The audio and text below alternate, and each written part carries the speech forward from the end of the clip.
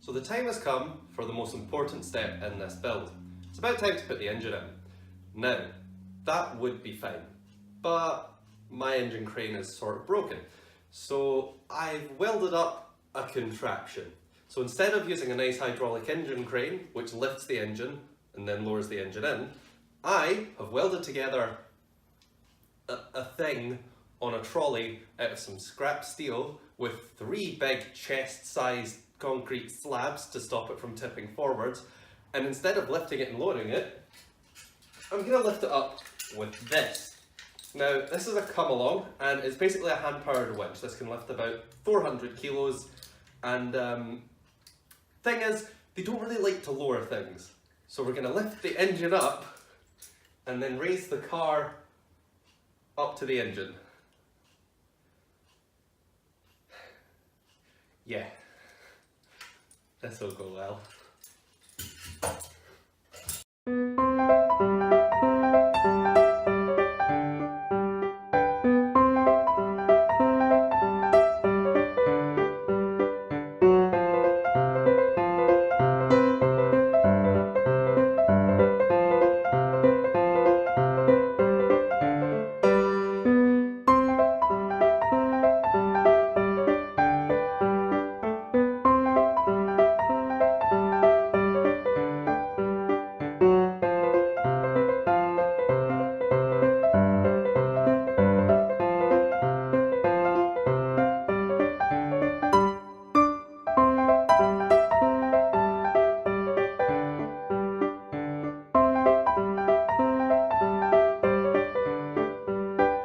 Fee-fi-fo engine. I smell the smell of a Honda engine. Buzz, there's an engine in my bay.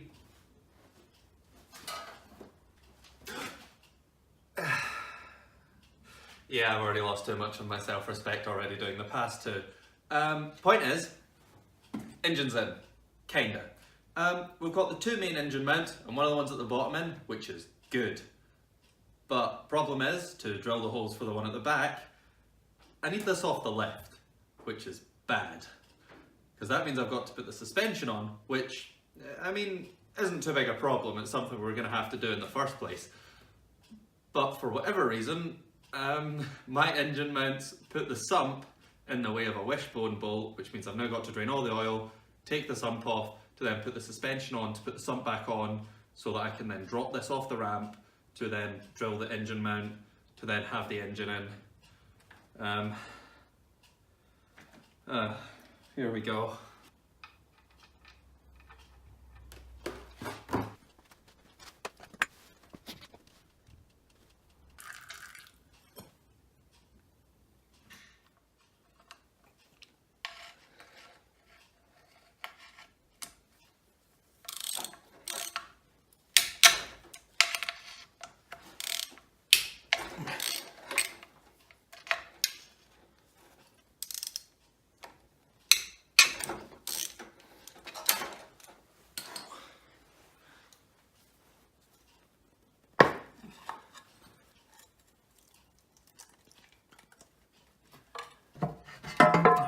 Yes. Oh, no. Why? Right. So that took way more effort than it should have. Now, I think the guy that had this before me had actual stocks and Honda Bond, this kind of sealanty stuff you can see on the edges there. Now, this is good because it keeps the oil inside the engine, which is what you want. But if you put too much of it on, this becomes a real faff to get off. You've really got to work on the prying points, and honestly, no one wants that. So now that this is off, we can put the suspension on. You might be wondering, why do you need to take the sump off to put the suspension on?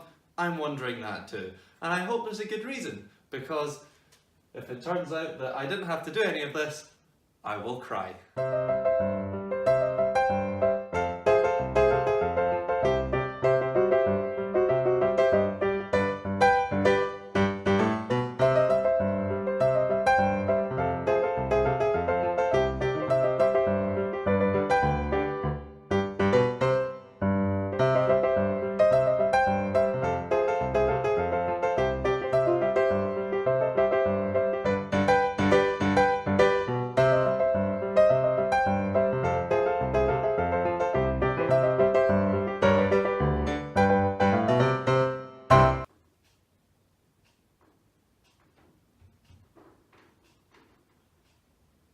Sorry, I was just trying to build suspension. Okay, for those of you that are still here after that joke, the offside rear suspension is now built up. This is it. On the car, it's not coming back off. These are going though. The shock absorbers are a bit old, a bit crusty, and all the paint's flaking off. As well as last time I jacked this car up, all the oil that's inside the shock absorber decided it wanted to live outside the shock absorber, so they're junk. But we'll replace them with something better. Still got my old tie rods on, just hold everything together. They'll be coming off once it's all done. But apart from that, ready to move on to the next side. So, suspension's all on solid. This is more or less ready to take the wheels and be dropped on the deck. However, there's one thing we're missing. The brakes. Now this is going onto a set of tables which I'll be under. And seeing as I'm a little bit allergic to being crushed to death, I want something to stop it rolling away. So the old brakes are going back on. Now, as you can see, these discs don't look their best. There's quite a bit of rust, especially up here. However, when they came off the car, they were more or less brand new. So as opposed to replacing these, I'm probably just going to get them skimmed and put them back on. Discs for this car are a bit costly and skimming them's a much cheaper option, especially when you don't need to replace them.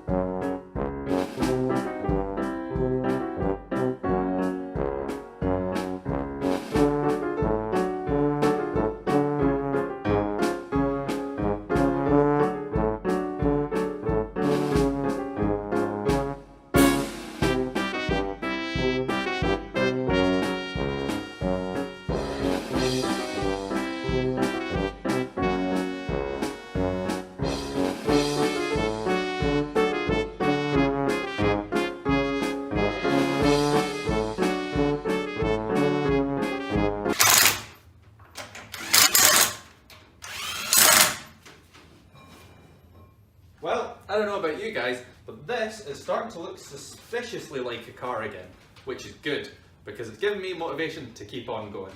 The next order of business is to drop this onto a set of tables, because in case anyone forgot, because I nearly have, we're still technically putting the engine mounts in, even though we've been faffing about the suspension for the past, 3 days. So we'll get that sorted, get it down on the tables, drill the engine mount, get the engine mount bolted up, and then we can move on to something else like waterways or maybe the exhaust. Not wiring though. Hate wiring. Everyone hates wiring. Wiring's the worst.